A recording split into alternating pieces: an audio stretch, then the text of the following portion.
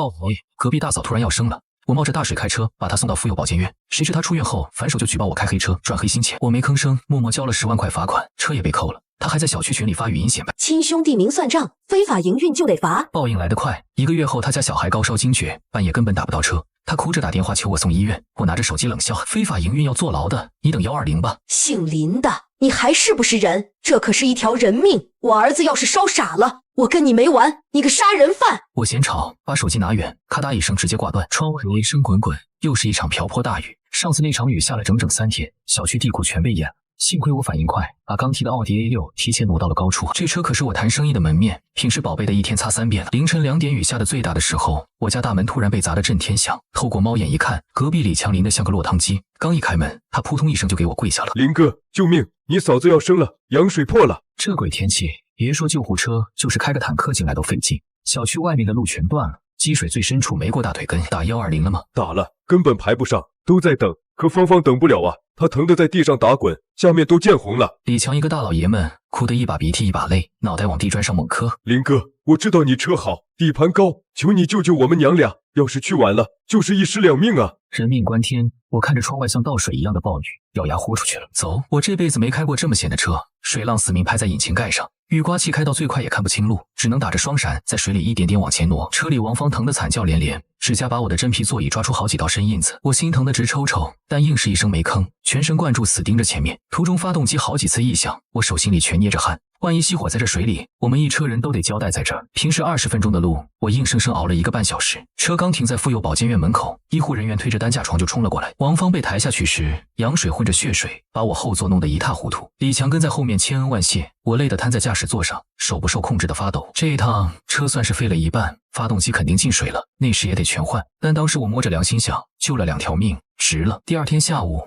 我在修车厂心疼地盯着大拆解的发动机。李强发来微信说生了个大胖小子，母子平安。我痛快地回了个大红包。没多久，李强火急火燎跑到修车厂，非往我手里塞500块现金。林哥，这是油钱和洗车费，你必须收下，不然芳芳心里过意不去。我连推了好几次，都是邻居，这么见外干什么？孩子平安就好。不行，亲兄弟明算账，你要是不收就是看不起我。李强把钱硬塞进我口袋，转身跑没影了。我攥着那500块，心想这家人还挺仗义。谁能想到这区区500块竟成了我噩梦的开端。3天后，我正坐在公司开会，几个穿制服的交通执法人员直接推门进来。你是林远吗？车牌号江 A66888的车主。我直接懵了，是我，怎么了？有人实名举报你非法营运，证据确凿，跟我们走一趟吧。到了执法大队，看到举报材料的那一秒，我整个人如坠冰窟。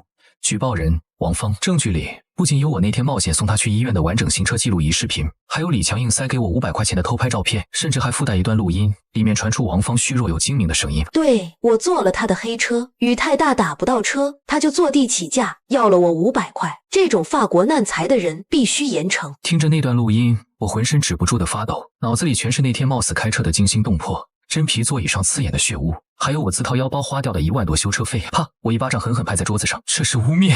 我是送她去生孩子，那500块是她老公硬塞给我的油钱。执法人员面无表情，我们只看证据，你没有营运资格证，又收了钱，事实清楚。根据规定，罚款10万元，扣留机动车。10万块，对于当时资金链紧绷的我来说，简直是晴天霹雳。我瘫坐在椅子上，死死攥着那张冰冷的处罚决定书。那一刻，我心里的某个地方彻底死了。交完罚款，从扣车厂把车开出来时，我心都在滴血。保险杠拖车时被弄裂了，车身全是泥点子，就像我此刻狼狈不堪的人生。我一脚油门直接杀到医院。病房里，王芳正靠在床头美滋滋地吃燕窝，气色红润，哪还有半点那天要死要活的惨状。李强在旁边削苹果，瞅见我进来，手里的刀一哆嗦，差点削到手。哟，大恩人来了。王芳咽下一口燕窝，阴阳怪气地开口。我把处罚决定书啪地甩在他被子上。为什么？王芳瞥了一眼那串铃，扑哧笑了。林远，你也别怪嫂子，政府说了，举报黑车有奖金，最高能奖2000呢。他抽纸擦了擦嘴，理直气壮地说：我不举报，也会有别人举报，这肥水不流外人田，2000块够我家虎子1个月的奶粉钱了。我死死盯着这个恶毒的女人，为了2000块，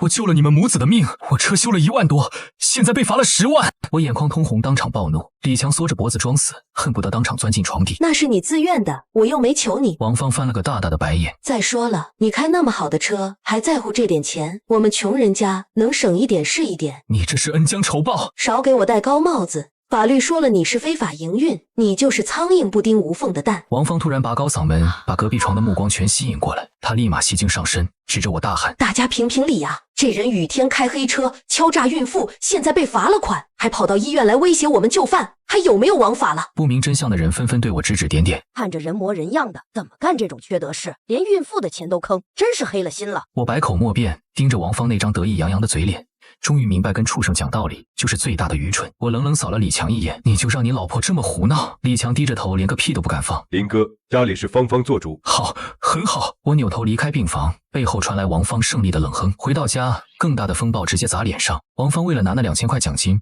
居然在500人的业主大群里公开劝我。林远知人知面不知心，大家以后千万别坐他的车，雨夜敲诈邻居，专坑熟人。他还晒出那张打码的罚款单，活脱脱一个勇敢维权的受害者。群里瞬间炸锅，平时见我都客气叫林总的邻居们，风向全变了。真没想到他是这种人，以后离他远点，太黑了。就连我爸妈出门买菜，都被小区老太太指着脊梁骨骂教子无方。我妈气得高血压发作，住进医院3天，因为车被扣了半个月。我接连错失2个大客户，公司资金链彻底断裂。为了填窟窿，我低声下气找亲戚借钱，脸都被人踩在地上摩擦。曾经称兄道弟的朋友，连电话都不接了。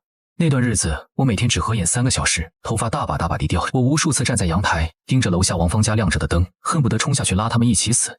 但我死死忍住了，为这种烂人赔上命不值。我砸锅卖铁，变卖了所有值钱家当，总算堵上了公司的窟窿，日子还得过。但那个热心肠的林远已经死了。我砸重金在车里装了前后双路高清带录音的摄像头，家门口也安了24小时无死角的监控。我对天发誓，这辈子要是再多管一次闲事，我就不是人。从那以后，我在小区里独来独往，见老人摔倒绕道走，见小孩哭闹戴耳机，我的世界清静了，心也彻底冻成了冰块。直到1个月后，一场换季流感席卷了整座城市。王芳出院那天，偏要在小区楼下显摆，她拎着一大袋刚买的卤味，逢人就嘚瑟。今儿高兴加菜，有些人啊就是心术不正，老天爷都看不过去。刚好我下班撞个正着，她故意把那2000块现金在手里甩得哗哗响。幽灵大老板，车要回来了，以后可得遵纪守法，别再想着坑我们穷人了。电梯里的邻居全用防贼的眼神盯着我，我面无表情按下楼层，纯当旁边站了团空气。他把我的无视当成了软弱，越发来劲。哑巴了，当初收黑钱的时候不是很能说吗？现在知道丢人了。电梯门一开，我头也不回走出去，身后全是他恶毒的咒骂。装什么清高，早晚遭报应。报应？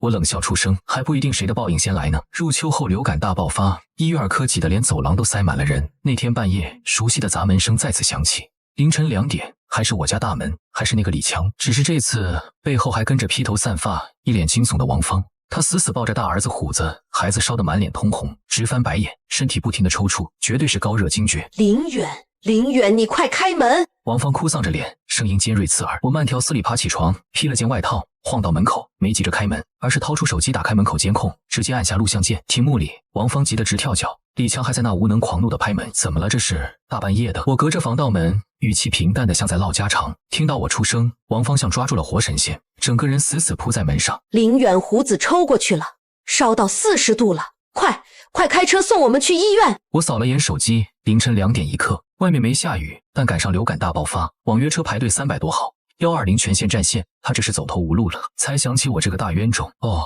发烧了。我不紧不慢的回，那就赶紧去医院啊，找我干什么？我是医生吗？打不到车啊，求求你了，你快开门吧，孩子要是烧坏了怎么办？王芳哭得眼泪鼻涕糊了一脸，哪还有半点之前拿奖金的嚣张样？我盯着监控里他那张扭曲的脸，心里爽得想笑。大嫂，你忘性真大。我点燃一根烟，隔着门吐出一圈白雾。我的车是黑车，这可是你亲口向执法队说的。上次送你，我被重罚了10万，这次我要是再送，是不是得把牢底坐穿呢？门外的哭声瞬间卡壳，王芳愣了1秒，随即发疯般的砸门。都什么时候了，你还记仇？那都是过去的事了。林远，你是不是人啊？这可是一条人命！跟我玩道德绑架，我冷笑，这招早过期了。大嫂，话不能这么说。我可是遵纪守法的好公民，时刻谨记政府教诲，非法营运是违法的，我怎么敢知法犯法呢？李强在旁边带着哭腔哀求。林哥，我给你跪下了，上次是我不对，我是畜生，你大人不计小人过，救救孩子吧。咚的一声闷响，监控里李强还真跪下了，可惜我这颗心早就比铁还硬。李强，上次你也跪了，结果呢？我特么换来一张10万块的罚单。我声音猛地结冰，同样的坑，我林远绝不跳第2次。王芳急眼了，开始拿脚猛踹大门。林远，你要多少钱我都给你，1000、2000，只要你现在开门。别！我立马打断施法，你这话要是被录下来，那就是我坐地起价的铁证。我可不敢碰你的钱，你的钱烫手，沾了会要人命的。动静闹得太大，楼上楼下的邻居全探出头来看戏，有人搞不清状况，开始烂好心劝我。小林啊，孩子要紧，你就送一趟吧，都是邻居。是啊，救人一命胜造7级浮屠，别太计较了。王芳一看有人撑腰，戏瘾又犯了，扑通一声跪倒在地，冲着邻居们疯狂磕头。大家帮我求求他吧，他见死不救啊，心太狠了。要偏向他，我等的就是这一秒。咔嗒一声，猛地拉开防盗门，但我半步没迈出去，而是直挺挺站在门口，高高举起那张被我特意裱在相框里的行政处罚决定书。大红公章在楼道灯光下刺眼得很。各位邻居，不是我林远心狠，我把罚款单直接对到那个劝得最起劲的大妈脸上。上次她生孩子，暴雨天，我把车开报废了送她去医院，结果她出院，反手就举报我非法营运，让我被罚了整整10万。走廊瞬间死寂。刚才还满嘴仁义道德的几个人，脸瞬间憋成了猪肝色。我眼神像刀子一样扫过全场。今天谁要劝我送他？可以，麻烦先把这10万块罚款替我交了，再当面写个保证书。如果我这次又被举报，坐牢的责任你来扛。谁敢？一声暴喝，震得楼道鸦雀无声，没一个人敢接茬。谁的钱都不是大风刮来的，谁也不想沾这身骚。王芳盯着周围一个个缩回去的脑袋，彻底绝望了。他眼珠子猩红。林远，你好狠的心！我儿子要是有个3长2短，我做鬼也不会放过你。我淡定地晃了晃手里正在录像的手机，冲他咧嘴一笑。大嫂，现在是法治社会，不兴封建迷信这套。你这段恐吓我的话，我已经全程录像，明天就交给派出所。说完，我当着所有人的面，砰的一声，重重砸上大门。那一刻，我浑身上下每个毛孔都透着爽。门外，王芳撕心裂肺的绝望嚎叫，成了这大半夜最动听的交响乐。我躲在卧室，戴上降噪耳机，把外面的动静隔绝得干干净净，但我根本没睡，眼睛一直死死盯着监控屏幕。王芳两口子在门口瞎折腾大半天，最后碰上个好心出租车司机刚好回小区接人，这才勉强答应拉他们一把。可这时候距离孩子发病都快过去1个小时了。虎子被抱上车时，身体软得像根面条，连点动静都没了。看着出租车尾灯消失在黑夜里，长长松了口气，心里没有半点愧疚，反而有一种冰冷的平静。第二天大清早，小区业主群直接炸了锅。消息传得飞快，虎子因为送医太晚，高烧烧坏了脑子，大概率要留后遗症，智力估计永远停在3、4岁了。群里七嘴八舌说什么的都有，有些人又开始心疼王芳，觉得孩子毕竟是无辜的。虽然大人已过，但孩子太可怜了。林远做事也太绝了，那可是一辈子的事啊！关键时刻，圣母永远不会缺席。我看着这些聊天记录，冷笑一声，直接在群里甩出2样东西。第一样就是王芳当初举报我的回执单照片，上面清清楚楚写着她的名字和举报原因。第二样是昨晚门口监控的完整录像，从她怎么求我，到我怎么拿出罚单，再到她最后怎么恶毒诅咒我，1秒都没减。我紧跟着在下面发了一段话：未经他人苦，莫劝他人善。我上次的善心换来10这次我只做个遵纪守法保护自己的普通人。孩子落到这步田地，毒死他生路的不是我，是他那个极其自私贪婪的亲妈。群里瞬间死一般寂静，过了好半天，风向彻底大反转。天哪，原来还有这么一出，这女人也太坏了。活该，这就是报应，可惜苦了孩子。支持林远，对付这种人绝对不能心软。绝大多数人都站到了我这边，舆论反转的速度比我想象的还要快。中午我接到了李强打来的电话，他在电话那头哭得撕心裂肺。林远，我求求你，借我点钱吧，虎子进 ICU 了，1天就要1万多，我们真的没钱了。听着他崩溃的哭喊，我只觉得无比讽刺。早知今日，何必当初呢？李强，你老婆拿那2000块奖金的时候，想过我没钱交罚款该怎么办吗？我们错了，真的错了。你看在海……嘟嘟，我直接挂断电话，顺手拉黑了他们全家所有的联系方式。我的善良很贵，绝不会再浪费在畜生身上。我本以为事情到这就结束了，可我还是低估了人性恶的底线。3天后，我刚到公司楼下，就看见大门口围着一堆人。王芳拉着一条白底黑字的横幅，跪在地上哭天抢地。横幅上写着“无良富商见死不救，害我儿终身残疾”。旁边还围着几个举着摄像机的人，一看就是那种毫无底线的无良自媒体。看见我露面，王芳像疯狗一样扑上来，死死拽住我的裤腿。就是他，就是这个杀人凶手，大家快来看啊！刺眼的闪光灯对着我疯狂连拍，记者的话筒差点直接对进我嘴里。林先生，请问你为什么要拒绝送发病儿童就医？你对此感到愧疚吗？周围全都是看热闹的上班族，对着我指指点点。我深吸一口气，丝毫不我早在脑子里演练过无数遍了。我掏出手机，直接连上公司大堂的投屏电视。既然媒体朋友都在，那咱们就把事情从头到尾捋一捋。我当着所有人的面放出了全部证据：雨夜救人的行车记录仪、巨额罚单、王芳在群里炫耀奖金的截图，还有那晚门口的高清监控。原本闹哄哄的大堂，随着视频播放，瞬间变得鸦雀无声。王芳的脸刷的一下白了，抓着我裤腿的手也慢慢松开。你胡说，你剪辑的，你是要逼死我们娘俩啊！他还在拼命挣扎，我居高临下死死盯着他，是不是剪辑的，警方自会鉴定。王芳，你现在的行为已经构成了诽谤和寻衅滋事。我转头看向那群惊呆的记者，各位，完整的证据链我已经摆在这儿了，如果你们敢掐头去尾乱播，我的律师团队会把你们连他一起告上法庭。帽子叔叔没多久就赶到了现场。王芳一看警车，他刚想溜，就被保安一把死死按住。被押上车前，他扭头死死盯了我一眼，那眼神里根本没有半点后悔，只有满眼的怨毒和不甘心。我面无表情地看着他，就像在看一袋恶臭的垃圾。这事儿很快在网上掀起了轩然大波。惊天反转后，王芳直接成了全网唾骂的当代农夫与蛇。愤怒的网友把他个人信息扒了个底朝天，连他老家的父母出门都抬不起头。王芳在所里蹲了整整5天，等他被放出来的时候，家里的天已经塌了。虎子的治疗费就是个无底洞，家里那点可怜的积蓄早就砸光了。还不上的巨额债务和彻底瘫痪的儿子，成了压垮这个家的最后一根稻草。医院病房里，李强终于彻底爆发，当着一屋子医生护士的面，狠狠甩了王芳一记响亮的耳光。都怪你，要不是你贪那点小便宜去举报林远，胡子能有今天吗？你这个扫把星！王芳哪是个省油的灯，挠烂了李强的脸。你个没用的窝囊废，当时你不也默认了吗？现在出事了，全往我身上推。两口子在病房里死死扭打成一团，连孩子的输液架都被撞翻在地，最后还是保安硬生生把他们给拽开的。结果第2天，李强就凭空消失了。他丢下一纸离婚协议，连夜搬出那个家，换了手机号码，彻底人间蒸发。他根本不想承担残疾儿子带来的无底洞。王芳这下彻底被逼疯了，老公跑了，钱没了，儿子还成了个傻子。走投无路的他只能厚着脸皮再次找上我。这次他没敢撒泼，也没带什么破横幅，蓬头垢面，瘦得完全脱了相，看着起码老了10岁。他扑通一声跪在我家门口，把头磕得砰砰作响，额头上全都是血。林兄弟，大恩人，我求求你撤诉吧，我真的赔不起那5万块名誉损失费了，我给你当行。原来是法院的传票寄到了，我起诉他诽谤索赔5万块钱，这对现在的他来说简直是催命符。我冷着脸看着这个曾经嚣张跋扈的泼妇。王芳，你现在流的每一滴眼泪都是当初脑子里进的水，我绝对不会撤诉的。成年人就得为自己的每一个选择买单。他满脸绝望地抬起头，眼里最后的光彻底灭了。林远，你非要逼死我吗？逼死你的根本不是我，是你自己的贪婪。我当着他的面再一次重重地摔上了大门。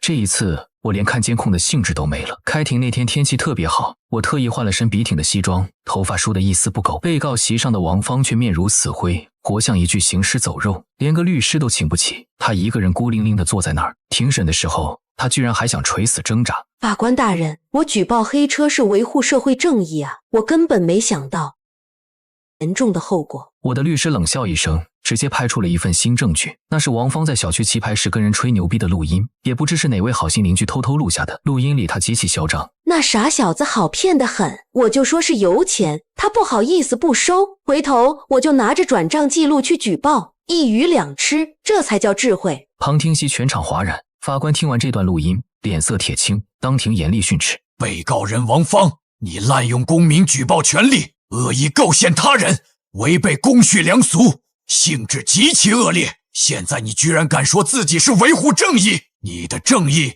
就是建立在别人的痛苦之上吗？王芳彻底崩溃，烂泥一样瘫软在椅子上，嚎啕大哭。判决结果很快就下来了，王芳惨败，必须在世纪媒体上公开道歉，并整整5万元。可他早就是个穷光蛋了，哪里拿得出钱？法院直接强制执行，查封了他家那辆早该报废的2手车，还有他名下可怜巴巴的一点存款。虽然离5万还差得远，但我根本不在乎这点钱，我要的就是一个痛痛快快的公道。拿着判决书大步走出法院大门，刺眼的阳光让我忍不住眯起眼睛。我狠狠吸了一大口新鲜空气，憋在心里的这口恶气今天终于出了。我把判决书拍了照，直接扔进业主群。正义也许会迟到，但绝不会缺席。群里瞬间一片欢呼叫好。王芳这下彻底成了全小区的过街老鼠。听说他准备卖房滚回老家，但因为这事闹得人尽皆知，大家都嫌这房子晦气，根本没人愿意接盘。我以为王芳就这么灰溜溜的滚蛋了，但我偏偏忘了，疯狗急了可是会跳墙的。那天晚上我在公司加班到深夜，开车回小区进地库的时候，我总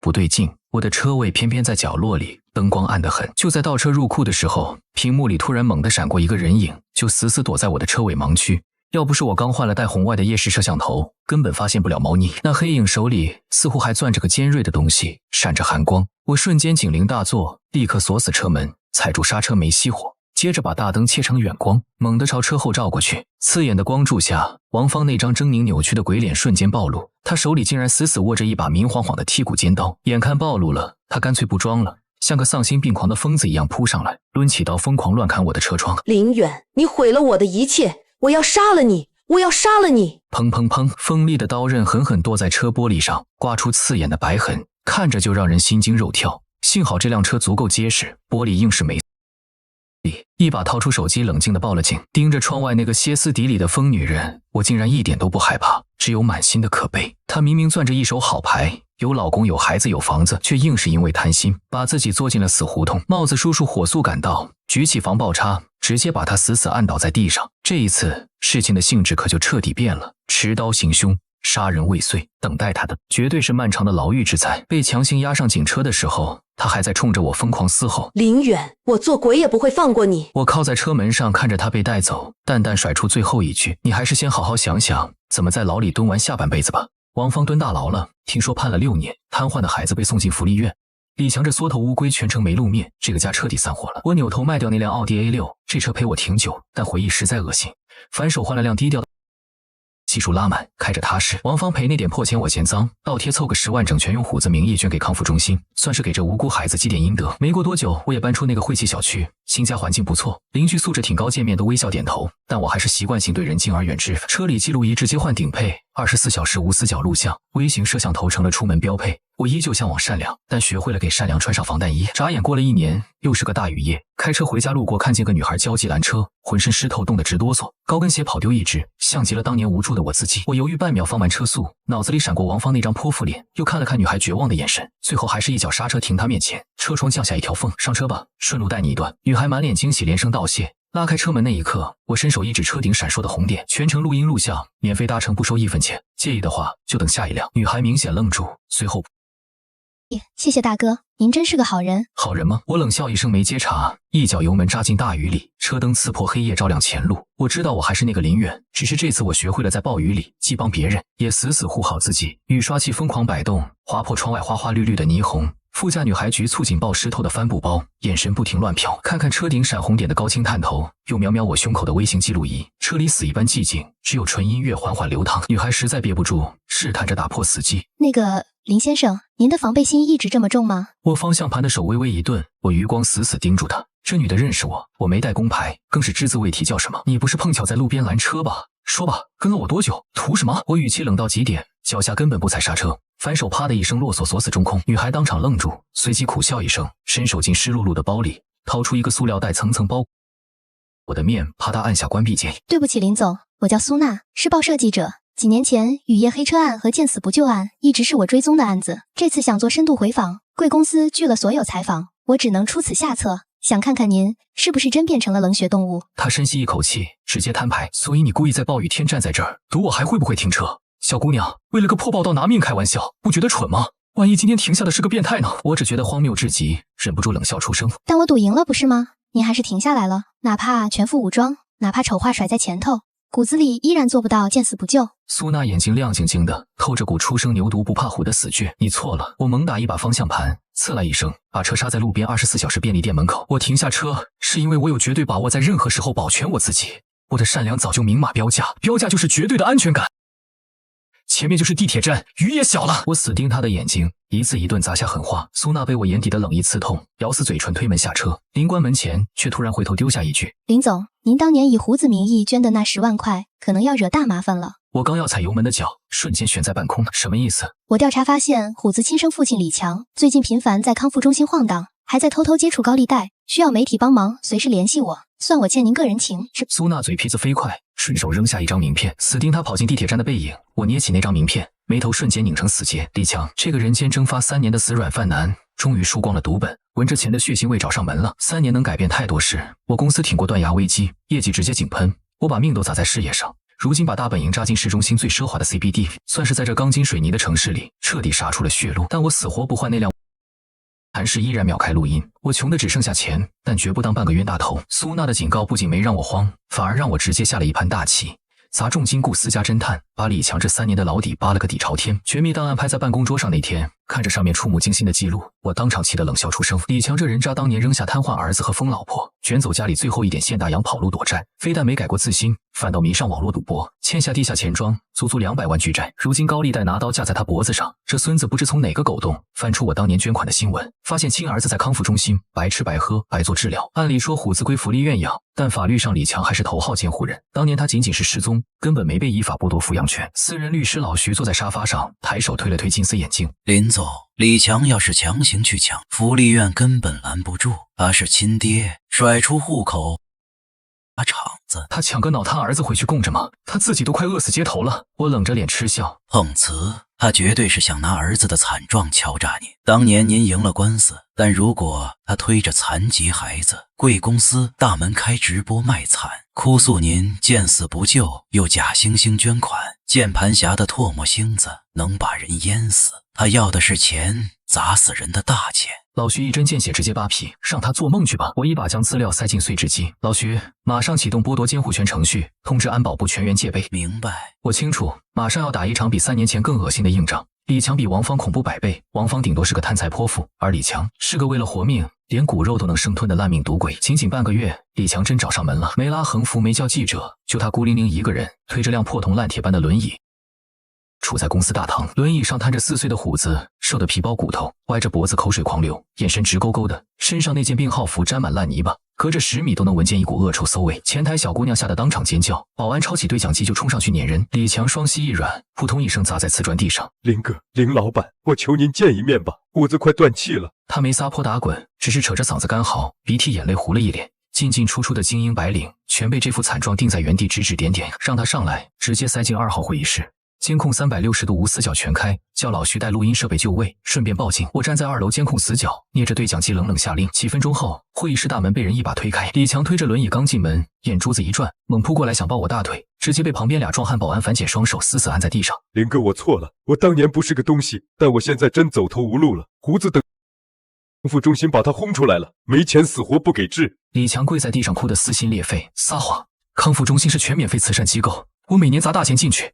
是你昨天拿户口本强行把人从病床上抢走，连孩子的抗癫痫药都不拿。我坐在老板椅上，连眼皮子都不稀罕抬一下，谎言被当场戳爆。李强脸上闪过一丝慌乱，但秒切变脸，换上赴死猪不怕开水烫的无赖嘴脸。林远，明人不说暗话，我知道你肥得流油，捐那10万不就是心里有鬼吗？当初你要是送我们去医院，胡子能瘫，王芳能蹲耗子，我家能散。李强瞬间收起眼泪，眼神毒蛇一样死盯着我。我的愧疚，李强，你这倒打一耙的本事，甩你那蹲牢饭的老婆几条街？谁举报我黑车的？谁堵门逼我下跪的？我掏钱是见不得小孩遭罪，跟你们这对畜生爹妈没有半毛钱关系。我看他像看个脑残。我管你那么多，你现在是身价1000万的大老板，200万就是跟腿毛。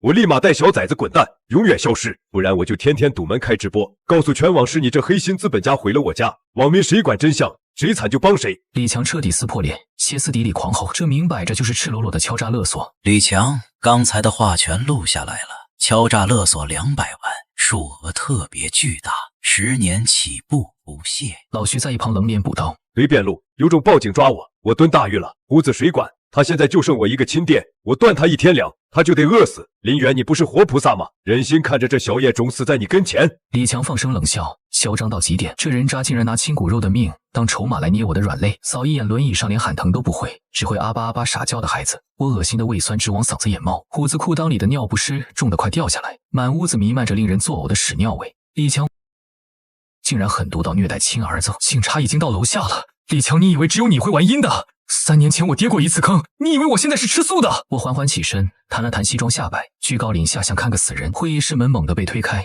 进来的不光是穿制服的民警，还有雨夜拦车的那个硬核女记者苏娜。人家现在直接撕了实习标签，成了正儿八经的社会新闻猛料推手。李强，我是报社记者，这阵子我不光扒了你在澳门和缅北下黑住的底牌，还走访了你这3年的相好。你刚说虎子只有你管，那你这3年死哪儿去了？昨天抢走孩子，关在梦幻地下室整整20个小时，这叫人干的事吗？苏娜捏着一叠铁证，刀子般的眼神直刺李强。你胡说什么？李强吓得血色全无，脸白得像糊了墙灰。帽子叔叔，我实名举报李强涉嫌遗弃、虐待监护人，这里有铁证如山的口供和他在地下室虐童的高清。